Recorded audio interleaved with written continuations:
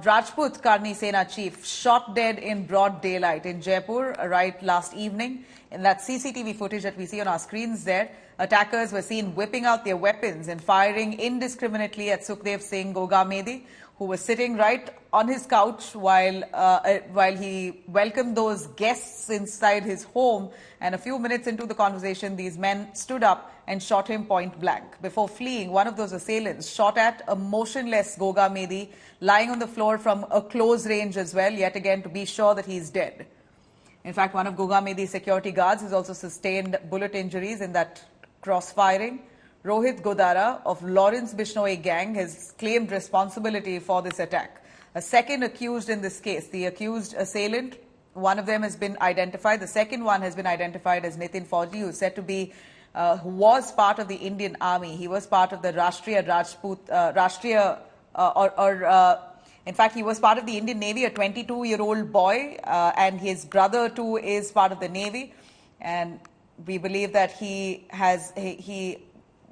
took leave from the army for 2 days on the 8th of November, and that's when he said that he's going to go home and come back, but never returned.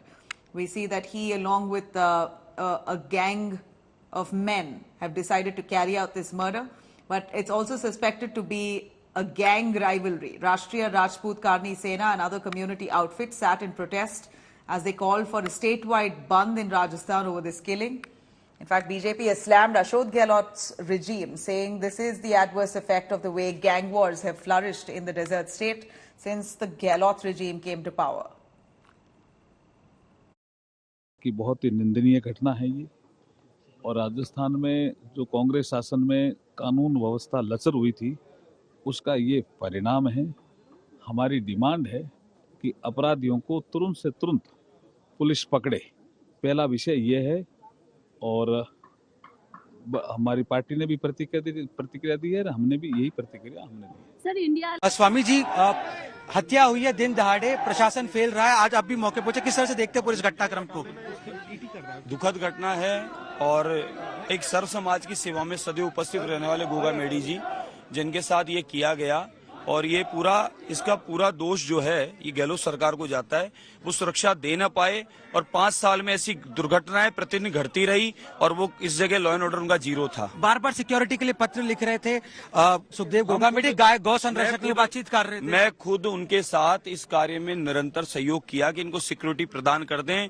इन्हें ऐसा सूचना है, ऐसा अंदेशा है, उनको ऐसी धमकियां हैं, लेकिन राजनीति के कारण अशोक गहलोत जी ने उनको सिक्योरिटी प्रदान नहीं कर पाए, और ये सारा दोष उनके सर है, उनकी वजह से ऐसा कांड हुआ। एक राष्ट्रीय स्तर के सामाजिक कार्यकर्ता को, जिसको सुरक्षा की गुहार पुलिस से लगा रहे थे, सुरक्षा नहीं देने के परिणाम स्वरूप गैंगस्टर मारकर चले जाएं। राजस्थान की राजधानी में अपराध और अपराधियों का हौसला देखते ही बनता है। इससे बड़ी घटना हो नहीं सकती। ये जाती हुई सरकार के माथे पर कलंक है। सरकार को चाहिए कि विशेष टीम बनाकर हत्यारों को गिरफ्तार करें और फास्ट ट्रैक में इस मामले को डालकर उनको फांसी की सजा हो। मुझे लगता है कि इस तरह की घटना किसी के साथ नहीं होनी चाहिए, और जिस तरह से उन्होंने सिक्योरिटी मांगी भी थी सरकार से, कांग्रेस की सरकार हमारी थी, और उस समय उन्होंने सिक्योरिटी मांगी, उनको सिक्योरिटी प्रोवाइड करनी चाहिए थी, रिस्पॉन्सिबिलिटी थी कांग्रेस सरकार की, जो कि नहीं की गई। और उसके बाद जिस तरह से उनके साथ जो हुआ, परिवार को मैं संवेदना व्यक्त करती हूँ। गैंग वॉर्स होना राजस्थान में जो कभी किसी ने सुना भी नहीं था, अब इन 5 सालों में कांग्रेस रूल में इस तरह की घटनाएं आम बात हो चुकी है। मनोज जी, पहले आप पे भी हमला हो चुका है और आप भी सिक्योरिटी में रहते हैं। मेरे पे तो फिर हो सकता है कभी भी। मैं तो ये कहता हूँ सरकार को, मैं तो रेट में रहता हूँ। ये गुंडे बदमाश जितने घूम रहे हैं ना, ये सब जब पुलिस ने पूछताछ में आता है कि मनोज नांगले हमारा अगला टारगेट है, और फिर भी सरकार की आंखें नहीं खुलती हैं। आपने सिक्योरिटी मांगी कि आपको? मैंने खूब पूछताछ नोट भेज करके मांगी है पुलिस सरकार से, और मैंने पूरा रिटर्न में दिया है। उसके बाद भी सरकार की आंखें नहीं खुल रही हैं। देखिए, बड़े दुख की बात है, मैं निजी तौर पे जानता भी हूँ। इस तरह से लॉ एंड ऑर्डर जिस तरह से राजस्थान में गड़बड़ाया है, लोगों ने वोट दिए, बीजेपी अपने मुख्यमंत्री के चेहरे को लेके किसी को निपटाने, किसी को चिपकाने में वहां लगे हुए हैं, और अभी तो शुरू ही हुआ है। वहीं लॉ एंड ऑर्डर की सिचुएशन क्या हुई है।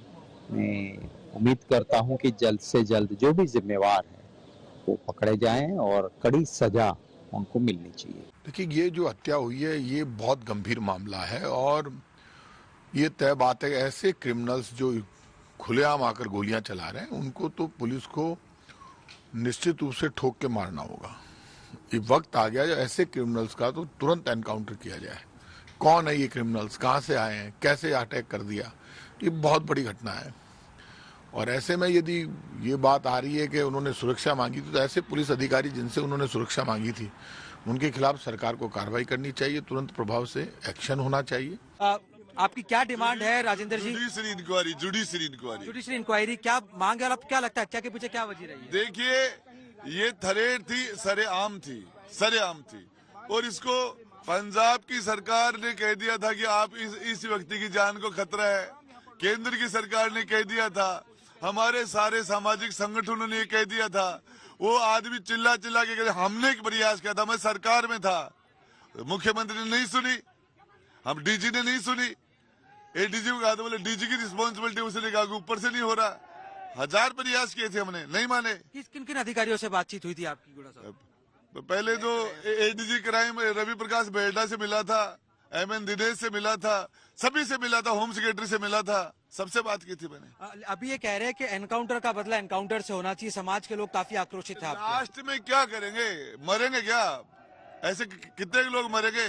जब सारे नेता मर जाएंगे तो लोग बैठे थोड़ी रहेंगे। गहलोत सरकार की निकर्मी सोच के कारण आज हमारा एक क्रांतिकारी आदमी, इस भारत का सबसे बड़ा क्रांतिकारी आदमी, जो गाय कन्या 36 कौम के लिए रोड पे उतरने वाला आदमी आज इस दुनिया में नहीं है। हमको बहुत बड़ा लॉस है और हमको नहीं है, पूरी 36 कौम को लॉस है। राजपूतों का खून बहाकर तुम शपथ लोगे तो तुम सनातनी नहीं हो। राजपूत का खून यदि इस धरती पे बहा है तो महाराणा प्रताप का बहा है, और राजपूत का खून बहाकर यदि तुम सरकार बनाते और न्याय नहीं दिलाए तो तुम सरकार में बैठने के लायक नहीं हो।